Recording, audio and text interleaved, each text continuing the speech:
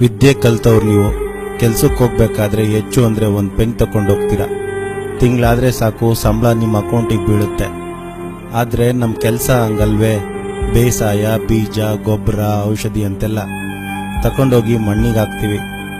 ಮಳೆ ಬರಲಿಲ್ಲ, ಬೆಳೆ ಸಿಗ್ಲಿಲ್ಲ, ಕೈಗೆ ಸಿಕ್ಕ ಬೆಳೆ ಸರಿಯಾಗಿ ರೇಟ್ ಸಿಗ್ಲಿಲ್ಲ ಅಂದ್ರೆ ನಿತ್ಯ ಸತ್ತು ಬದುಕ್ತೀವಿ. ಮಳೆ ಬೆಳೆ ಚೆನ್ನಾಗಿತ್ತು ಅಂದ್ರೆ ಏನೂ ತೊಂದರೆ ಇಲ್ಲ, ಎಲ್ಲರೂ ಸುಮ್ಮನೆ ಇರ್ತಾರೆ. ಯಾವಾಗ ಈ ಮಳೆ ಕೈ ಕೊಡುತ್ತೋ ಬ್ಯಾಂಕ್ ಸಾಲ, ಮೀಟ್ರು ಬಡ್ಡಿ, ಕೈ ಸಾಲ ಒಂದೇ ಸಲ ನಮ್ಮ ಕುತ್ತಿಗೆಗೆ ಬಂದು ಬೀಳ್ತವೆ. ನೀವು ಸಾಯ್ಬೇಕು ಅಂದ್ರೆ ಯೋಚನೆ ಮಾಡಬೇಕು. ಆದ್ರೆ ನಮ್ಮ ಕತೆ ಹಂಗಲ್ಲ. ಎತ್ಲಾಗ್ ತಿರುಗಿದ್ರು ಸಾವು ನಮ್ಮ ಕಣ್ಮುಂದೆನೇ ಇರುತ್ತೆ. ನಮ್ಗೆ ಜೀವನ ಕೊಡ್ಬೇಕಾಗಿದ್ದ ಹಗ್ಗ, ನೀರು, ಕರೆಂಟು, ಔಷಧಿ ಎಲ್ಲವೂ ಸಾವುಗಳಾಗಿ ಕಾಡುತ್ತವೆ. ಈ ಸರ್ಕಾರಗಳು ನಮಗೋಸ್ಕರ ಏನೋ ಮಾಡ್ತವೆ ಅನ್ನೋ ಭ್ರಮೆಯಲ್ಲಿ ನಾವು ಬದುಕ್ತಿದ್ದೀವಿ. ಒಬ್ಬ ನಿಜವಾದ ರೈತ ತಾನು ಬೆಳೆದ ಬೆಳೆಯನ್ನ ನಿಮ್ಮ ಮನೆ ಮುಂದೆ ತಂದು ಮಾರ್ತಾನೆ ಅಂದ್ರೆ ಬಾಯಿಗೆ ಬಂದ್ ರೇಟ್ ಕೇಳಬೇಡಿ.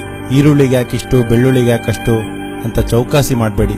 ಎಲ್ಲಿವರೆಗೆ ರೈತನ ಹತ್ರ, ಚಪ್ಪಲಿ ಹೊಲಿಯೋನ ಹತ್ರ ಚೌಕಾಸಿ ಮಾಡೋದು ಬಿಡಲ್ವೋ ಅಲ್ಲಿವರೆಗೆ ನಮ್ಮ ದೇಶ ಉದ್ಧಾರ ಆಗೋದೇ ಇಲ್ಲ. ಇಂತಿ ನಿಮ್ಮ ನೊಂದ ರೈತ.